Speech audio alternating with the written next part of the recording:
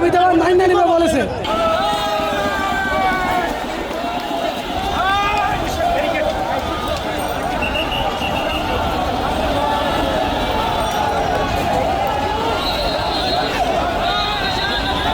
Bundle থাকলে প্রতি সেনমানিতে টাকা বাঁচবে।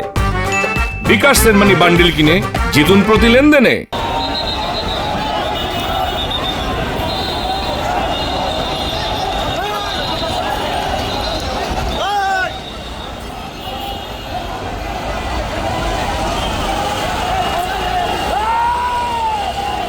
আমাদের দাবি যতক্ষণ আদায় না হবে আমরা এখানে অবস্থান করবো।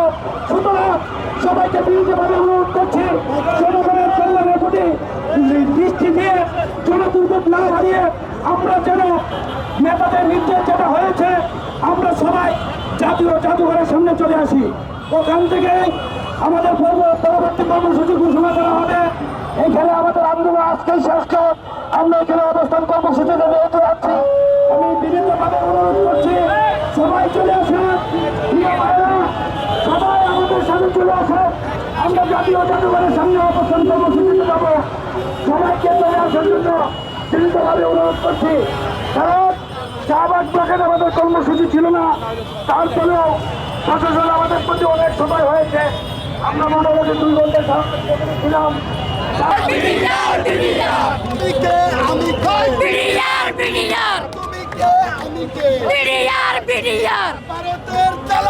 হুশিয়ার সাবধান, হুশিয়ার সাবধান, বেলকানা বেলকানা, বিড়িয়ার বিড়িয়ার, বিড়িয়ারে জেগেছে, বিড়িয়ারে লেগেছে, বিড়িয়ারে লেগেছে, জেগেছে রে জেগেছে, তুমি কে আমি কে, তুমি কে আমি কে, বিড়িয়ার বিড়িয়ার, ছেড়ে লেগেছে, বিড়িয়ারে লেগেছে, তোমার আমার ঠিকানা বিলকানা বিলকানা।